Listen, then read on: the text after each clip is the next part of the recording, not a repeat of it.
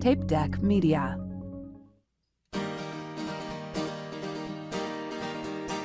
My friend Dan, he's got a podcast, 'cause all comics need a podcast, and nobody had a podcast called The Art of Bombing. So Dan went out and bought a tape deck. Who knows why he bought a tape deck? Podcasts don't get played on tape decks, but Dan is from the 80s. So hey there, all you funny jerks, come talk to Dan about your work. Tell him all about your worst times. It's The Art of Bombing.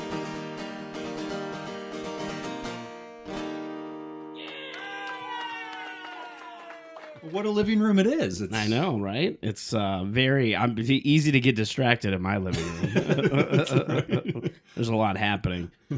People watching the video, you can't see it, but we're staring at a wall of toys. There's some really, interesting stuff to look at. I have kind of nothing, barely anything on my walls at home.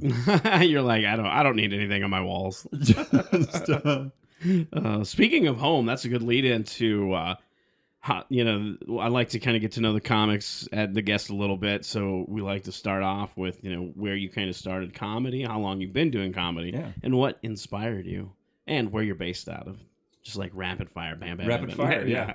Based out of Champaign, Illinois. I say Illinois, but most people assume Chicago. Illinois, right? So Champaign, Illinois, which was a couple hours south of Chicago, and started in 2016.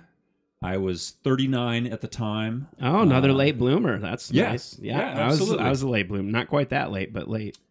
Yeah, and I was 39, going through kind of a marriage separation, quitting my job, right, kind of in the full-blown like midlife crisis kind of thing. And so I was going through all that, and during that time I went to a couple open mics. That was my first time ever attending a stand-up show. Like I'd never altogether. Stand-up really wasn't much on my radar, but I was kind of thinking about it. So I went to a couple open mics, experienced that, and thank goodness for the comics that do really bad at open mics, because like as someone who might be interested in it, you see them and you're like, well, I can do that. Yeah, exactly. That's my goal. I can at least do that. I think surpass what that person just did.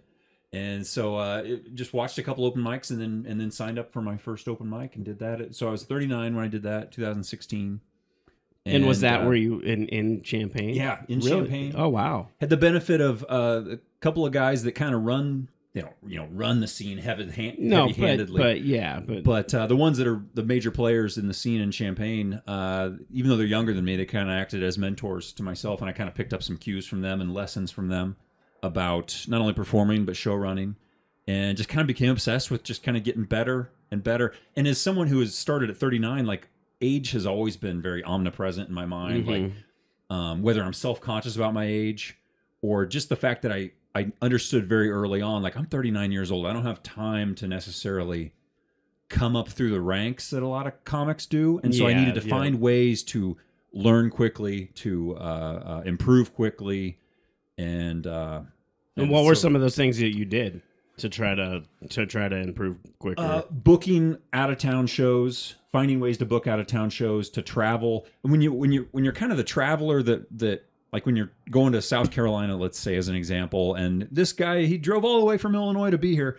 The audience has a certain expectation, I feel like, of you, and they already kind of put you on a little bit higher plane or pedestal, whether you are or not. And so I felt a pressure to fulfill that, what they think they're about to see. So just feeling that pressure and feeling like, ooh, I'm a traveling comic. Yeah, that forces you to kind of up your game a little bit. Yeah, you're trying to bring more to the table. Come on stage with a little bit extra swagger. Because you got a little bit, confidence. You got something to prove. You got to show that you come all the way from Illinois and you brought jokes. Yeah, didn't always do that. Fulfill that obligation and that promise, but certainly it kind of gives. If I had started in my early 20s, I think it would have been easier just to kind of things will happen for me. And do the regular route per se. Yeah, I feel like a lot of comics, as somebody else who started in the Midwest, that's kind of if you want to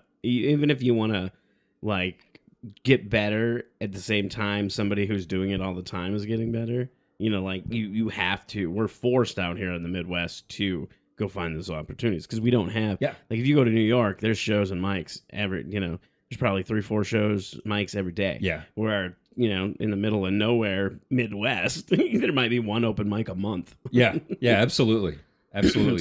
So I started just to get gigs. Like for whatever reason, I'm not afraid at all just to contact venues, to email venues, even venues that didn't have comedy shows. I very quickly, for whatever reason, I didn't really focus on comedy scenes in like the big cities. Yep. I would just contact wineries or breweries or Elks Lodges, Moose Lodges, you name it, and just propose a comedy show to them. Yeah. And I bought my own PA, bought my own lights, etc. Yeah.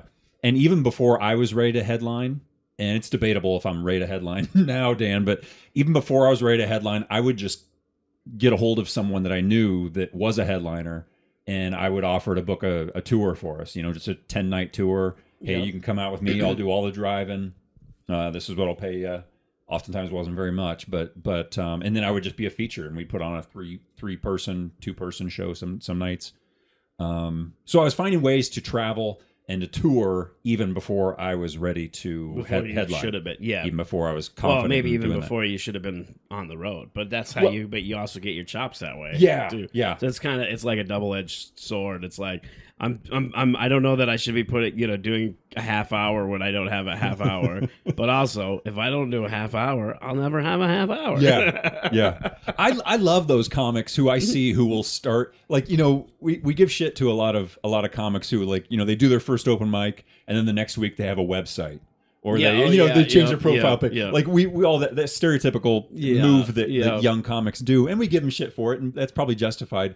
But at the same time, I have so much respect for those comics who are, within a couple months, they're already running their own show at their local bar or whatever, really, really stretching themselves. And maybe it's because I kind of have a history of doing that, but I have a soft spot for those comics who, bless their heart, are ready to go. Are already thinking about marketing. Yeah, exactly.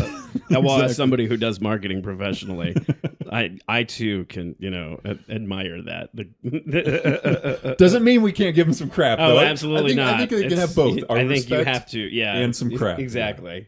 Exactly. Definitely have to have some crap on there when you're doing that. It's part of the growth. Yeah, exactly. I was pretty much like that. I was very because I've always thought had a business mind, because I used to own other businesses, and so I already went into comedy, not in a negative way, thinking of it as a business, or I'm gonna get rich and famous or whatever, but more of a, this is a profession. There's certain things that you can do that are gonna make it better. Make it better, and especially when you treat it like a profession. When you're treating it like your job, whether you're getting paid or not, you put a little more attention to detail per se into that. Yeah, I don't think I have. I think of all the hobbies I've had over the years, and immediately they kind of become how can I make get my better? job or make money out of it? And I don't know. That's just how I kind of enjoy doing things. Yep. It would be really hard for me, even though it would be Mind healthier. of an entrepreneur over here. Yeah, it might be healthier just to look at it as a hobby, but I don't have anything where I don't just immediately start obsessing over it and figuring out. I was in a band in my early 20s. I was in a metal band in Iowa City, Iowa. I was gonna say, please tell me it was a ska band. No, I know you're a fan. I know you're a fan. Unfortunately, it wasn't a ska band. We were kind of like new metal. It was the early 2000s. New metal. And but my point is, we were a new band, much like we're talking about new comics. We were a new band, and within our first year, we formed our own music festival. Oh God! To headline the music festival. And you're a music festival headliner already. Yeah, we were now granted it wasn't big name acts or anything like that, but we're okay, how do we start? Well, we just formed our own music festival in Iowa City.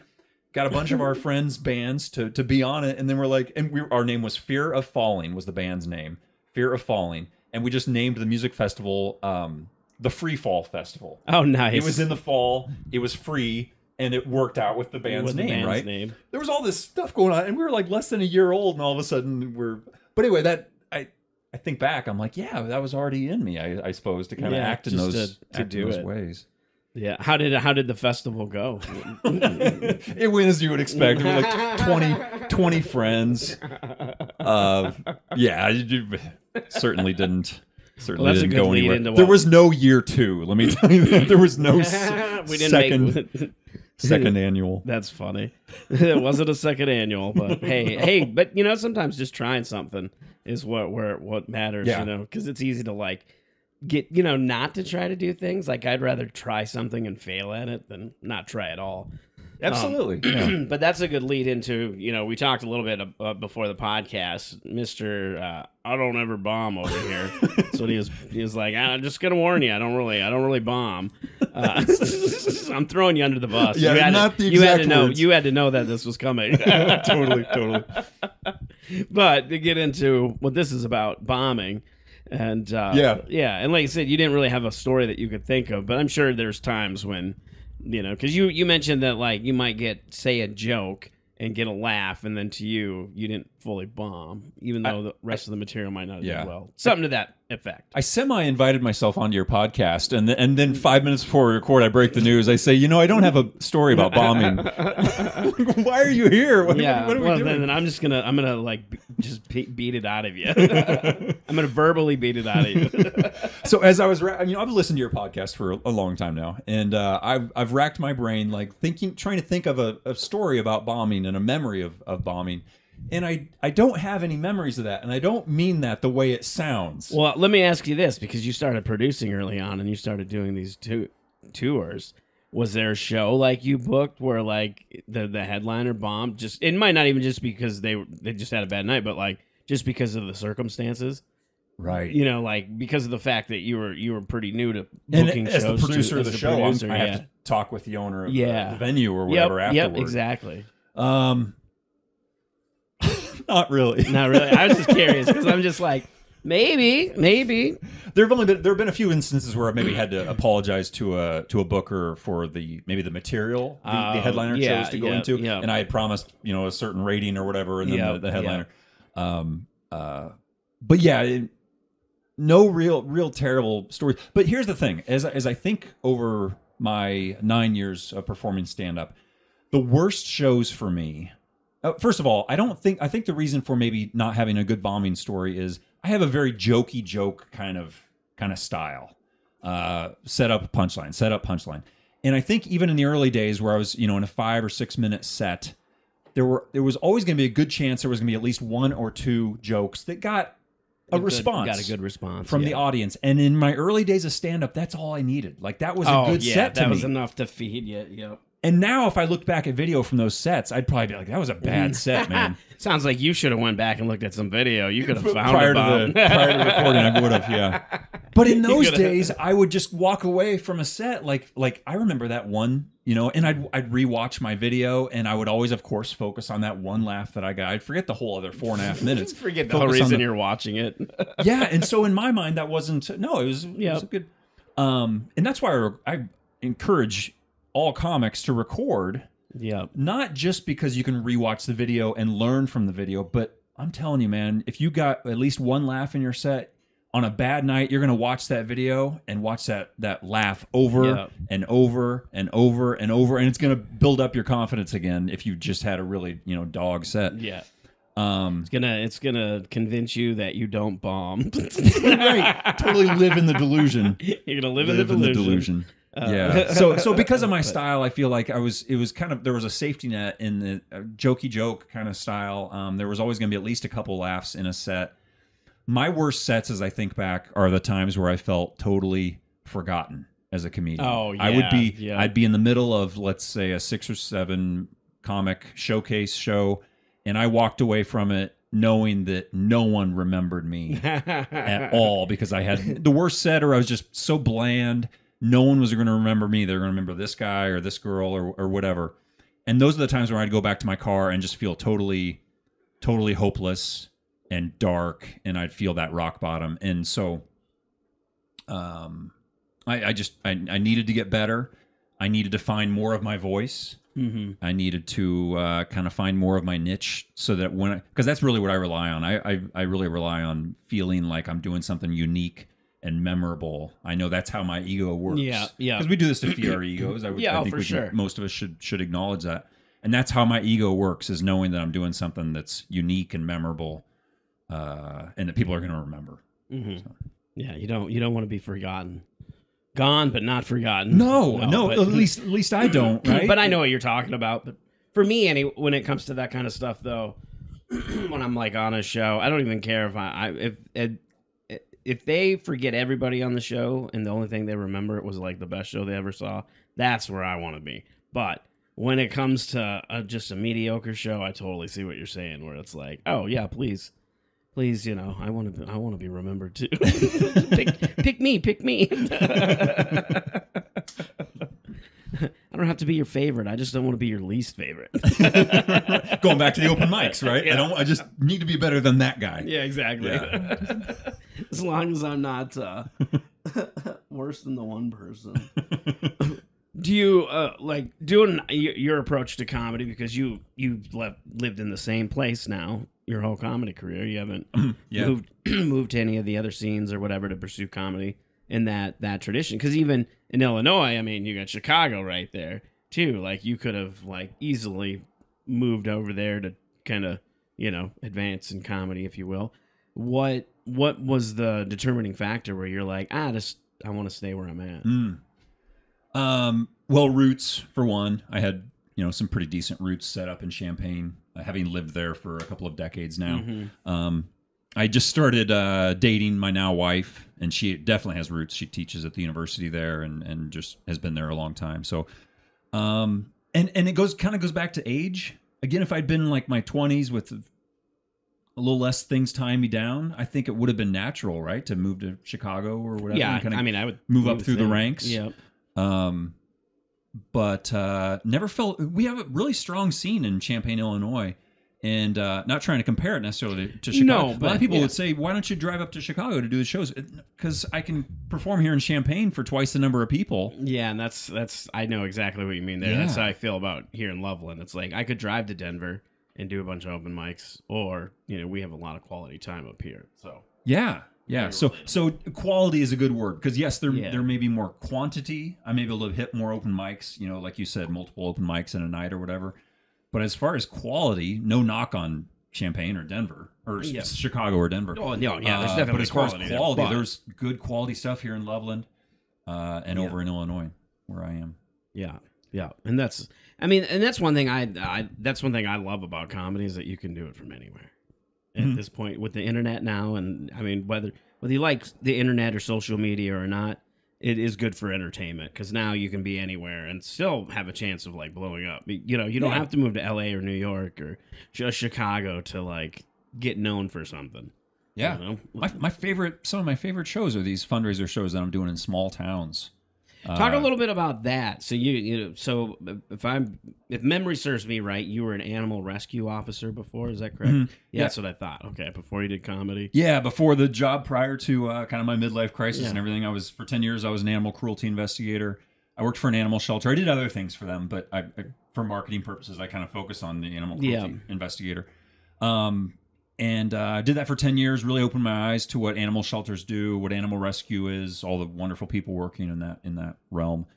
And then I turned to comedy. Didn't really talk much about my previous life. And then it was in the past few years that I decided to kind of merge the two, animal rescue and stand-up comedy. And I've written a lot more material about animal rescue and about my own pets that I live with at home and whatnot. And now I travel the country raising money for animal shelters through fundraiser shows. Yeah, and you transport animals. I do. Right? That's why I'm here in Loveland, that's what brought you all the way out to Colorado. You transferred 47 cats, is what you said, from Illinois to here? Yesterday, I made it's a 16-hour drive, and I transported 47 cats. The van's parked right out front, and the premise, if everyone's like, why did you do that?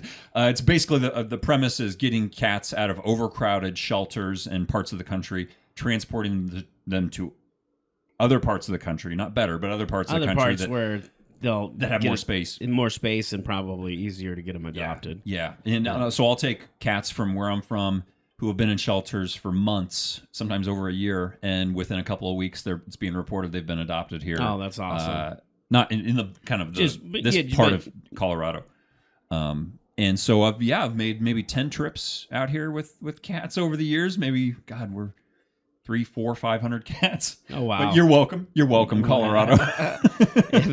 Some people in Colorado might be very angry about that fact, but depends on whether they're a dog person or a cat person. That's right. This is a very dog-friendly state. It certainly is. That's for sure. Man, so when you do these transports, do you try to set up a show while you're there? Because that's what this seems like. It seems like you were coming out here anyway, so you decided to try to set up a show to... No, this is actually a really special weekend. Most of the fundraisers I do, I just drive somewhere and do a fundraiser. Yeah. Or drive somewhere and do 2 fundraisers if I can find 2 organizations in the same state or whatever. This is cool because this is the only place I transport to is Colorado. And I booked a fundraiser here in Colorado and on a Saturday night, and then my wife got to work scheduling a transport for a Friday out to Colorado. So okay. So yeah, you set up the show, and then you decided, well, I'm going to be going out there anyway, so why don't we see if we can transport some kitties? Yeah. Oh, that's cool. So yeah, I'm not transporting cats all over the country. No, I'm doing fundraisers all over the country, but this is a special place in that I only transport cats to this part of your neck of the woods. Because that would be a cool little thing to where you transport the cats and then do a fundraiser. It totally would. You know what I mean? Like that's, because you could see how that kind of seems like they kind of go together, but. Yeah, maybe hand in hand. Maybe someday. There's so much work that goes into transporting cats with. I mean, you just don't throw them in a van naturally. You got to get a vet involved and get papers. People signing off on it. You're not just out in the alley scooping up cats, throwing them in your van. No, I have a friend. I have a friend who has a lot of stray cats around his place. And when he found out I was doing this, he was like, "Oh, I wish you'd told me. I've got like 10 cats that I could." I was like, "No, it's more by the book. Like these cats have to come from a shelter. They're signed off by a vet. They're all vaccinated. I'm sorry, I can't just take 10 cats off your hands for you. Take them to a shelter, please. Just take them to a shelter and then get them fixed. And then we'll get them figured out. Yeah, and then maybe they can. Yeah, maybe they'll come out. There's a process. There's a process. Yeah. So going into the producing shows and doing the fundraisers, what are some things that you felt like you've learned from that? And if you were going to give a couple tips on producing shows like that, what would they be? Well, first of all, you're on the fundraiser tonight. Thank you. Well, yeah, I am. Yeah, I am on the show tonight. That's going to be awesome. Yeah. So book quality comedians to be on the fundraisers.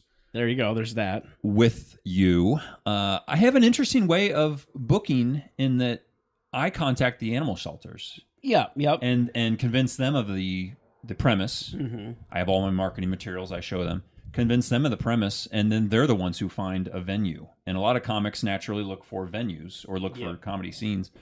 And so this isn't a tip. You asked for tips. Well, that is kind of a tip. But I feel like it's a little bit of a cheat. Like I'm like, ooh, I'm pretty sly in doing this. And then all I have to do is convince a charity to have a comedy fundraiser, and then they put all the work into it. They find the venue. They, of course, sell the tickets. They do a lot of the marketing with my assistants, and I'm able to help them with marketing and such. And then I just get to show up and perform. And I feel like it is a little bit of a cheat in that I'm kind of finding a way to circumvent the regular ways of booking for a lot of comics. But I mean, that's kind of how doing fundraisers works. I mean, really, you're not gonna go. I mean, you could, I guess, go find your own venue, and once you have a venue, then go find a charity or whatever. But it's definitely better to do it the way you're doing it. Yeah, because I've done the same thing where we reach out to the nonprofit, pitch a comedy show for whatever it is, and then they take care of everything else. Yeah, you are right, and that's kind of unique to the fundraiser scene and in general, no matter what you're raising money for. Yeah, exactly. It's usually best practice to reach out to the nonprofit. Yeah, because they might not even want you to do it. Because there are some nonprofits where they're like, well, that just doesn't kind of align with what we do. Whatever it might be. It's important then to, once they've booked you, then to, of course, fulfill your promises. Mm-hmm. I let everyone know right up front that the show is going to be kind of PG-16. It's not family friendly, but it'll be roughly PG-16. None of the comics are going to go out of their way to offend anyone. Usually no politics, no religion. But perfectly funny things in those realms, right? But most of the time for a fundraiser, what they want is something that they can pull their supporters out, and no one's going to try to divide the crowd in any way. So I let them know right away for that, and then I just have to make sure that my performance is up to par, and also that I'm working with other comics who are will even exceed my performance on stage. I never mind if. So that means I got to try so hard. I got to make it hard for you to follow me. Is that what you're telling me? By all means, do that. No pressure, but I know what you do on stage. So no, it'll be a good time. I'm looking forward to it. Yeah, it's gonna be cool. We're gonna have a good audience tonight. I think there's a pasta bar. We can look forward to being fed. We get fed tonight, and it was already sold out. It looked like, or maybe there might only be a handful of tickets. Yeah, something. But like not by people listening to this. By the time you listen to this, it was already sold out. Yes, it's already happened. It's in the past. Yeah, and so we're gonna raise some money for the dogs and cats at Longmont Humane Society. Do you keep track of how much money you've helped raise over the years? Do you have like a running total? Yeah. Roughly? Yeah, a running rough total. Yeah. I always follow up with the organization afterwards saying, hey, could you give me an estimate on how many people were there and how much money you raised? And then I keep track of that. In our first year, Comedy to the Rescue is the name of the company. Oh, yeah. Comedy to the Rescue. In our first year, our events raised over $72,000 for organizations across the country. And we're in our second year now, and I haven't done the numbers, but it's gonna smash that. Like we just have a lot more events in our second year, and I just know the numbers are going to be awesome. So and that helps because right now I'm trying to become a nonprofit organization, Comedy to the Rescue. I'm going through the work of becoming a legal nonprofit. Someday I'll be submitting for grants and things like that, and obviously all that information, the number of people that I'm reaching, the amount of money we're raising. Yeah, that's all important to stuff like that. That's all going to be super important as I try to get grants and things like that. So. Yeah. Going like with how you came up producing your own shows, how did that affect your writing? How do you feel like it affected your writing? I definitely put more of a focus on the dog and cat rescue aspect of my life. Yeah. No, but I'm just not just the rescue part. I'm just talking about like doing that approach of doing all these road gigs, even when you were just producing tours. Oh, I'm sorry, road gigs in general. Just because you kind of instead of doing the traditional go to open mics all the time, you were booking your own shows out of town. Yeah, very early on, I was relying more on trying new material at actual shows, road shows and whatnot, rather than going to open mics and trying it there. I've always, again, kind of going back to my style, which I feel is a little bit, it's a little bit. I don't know. I don't want to say easier because it's stand-up comedy. It's hard. It's still comedy. It's still hard. Yeah. But I can take a new bit and put it into a longer set on the road. Yeah. Because it might just be a one-liner. Yeah, and I feel like I'm like it's not going to easy to recover if it doesn't if the joke flops. Easy to recover. It's not going to tank the entire set. Yeah, so, exactly. Again, kind of hearkening back to my style and the reason why I don't have any bombing stories, which again is But now I'm going to get a message from him later today or tomorrow, and he's going to be like, I finally, because I've been racking my brain, I figured one out. Can I come back on? It'll be an obvious. I'll just have lifted it from a previous episode of yours or something. That would be pretty funny. Be like, yeah, I figured out a bombing story, and then you come back on here and just tell somebody else's story. Yeah. So anyway, my experience being a female in stand-up comedy is. Oh, that'd be pretty funny. So these audiences, as you'll see tonight, are a lot of animal rescue people, a lot of people, obviously dog and cat lovers, which is one of the easiest audiences. I mean, who hates dogs and cats? One of the easiest causes to raise support for. But for that reason, I started focusing more on my life. I have a ton of animals at home. I'm very, very active in animal rescue. My wife and I, both of us, we've got many dogs, many cats, and so I started writing more about kind of autobiographical material about my own life, and then tonight you'll see a lot of dog and cat material from me. Yeah, which makes sense. Which of course goes along with the audience and whatnot. It's actually to the point now where I think if I were booked like in a comedy club setting, and I won't be because I'm not. Yeah, because you're not trying to. Yeah. But if I were, like, the audience would have a hard time relating to what it is I'm talking about because I. Do you think so? I mean, because I mean, I'm sure some of the material. Probably, yes, that's true. But I feel like just the dog and cat material in general can, like, because I've seen a lot of comics do material like that in crush and comedy clubs. Because it's about having relatable material. It's a universal experience. Yeah, Most exactly. of us have lived with dogs and cats. Yeah. Some of it, but there also is some as I kind of dive into like spay neuter, animal cruelty, having the number of pets that I have, and I won't tell you because I only tell that to paying audiences on the at the shows. The number of pets I have. Am I going to have to plug my ears when you say it at the show since I'm not paying? You'll come in this special episode of Art of Bombing. I'm just simply going to. This is a 1-minute episode. I'm going to tell you how many cats Clay Foley has at home. I'm just going to record your vocals and then I'm gonna put it in here, just like edit. It'll just be like an edit up. You'll be like, I have. Oh, you got to come to a show, and then or put it on the screen. Yeah. Because when I tell audiences how many pets I own, there is a audible, and sometimes in a less friendly audience, it does take a couple of minutes. I feel like for people to kind of get over the fact of what I just told them. Like I have to ease my way into other jokes. I'm like, you they're are probably still like thinking that's excessive. Yeah. But also they forget you're doing rescue. So a lot of your pets, are they your own as far as like, are you just doing like, are you fostering or? It's mostly our own. Oh, okay. Yeah. And it's a large number. Yeah, well, I'm gonna find out.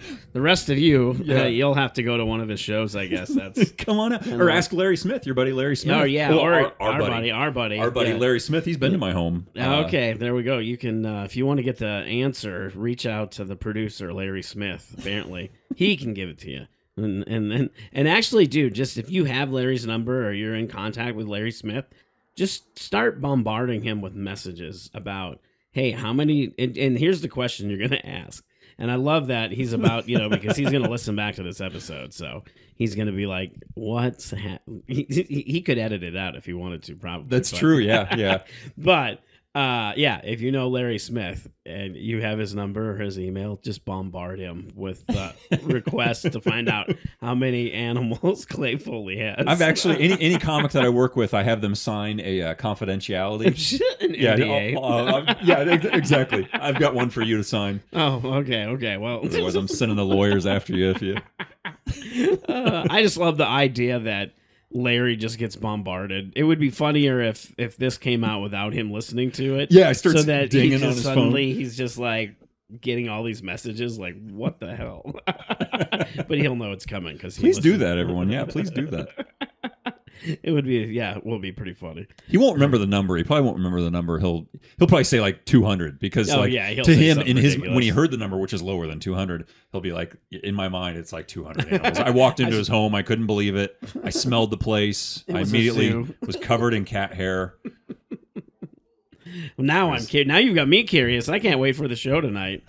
So we should probably get wrapped up here. Yeah. What are some things that where can people find Comedy of the Rescue if they want to get involved? How can they get involved? They can go to comedytherescue.org to learn more about what I do and all the fundraisers. The schedule is up on there. Man, it's crazy. I can't believe it's taken me far and wide, and I'm just like humbled by the fact that now I've got stuff scheduled in California and Florida and here in Colorado and the Northeast and stuff. It's just insane because I'm not that great of a comic. I'm not that great. I must be a better marketer. I was going to say, sometimes you don't have to be good at comedy if you're good at marketing comedy. Yeah, it's true, man. And I'm not afraid to admit it. Yep. Like if you can market it, there's plenty of comics that I see that aren't, well, at least they're not my cup of taste. Mm-hmm. They're not my cup of tea. Yeah. But I'm just like, they're working every weekend, but that's because they're also marketing themselves. Yeah.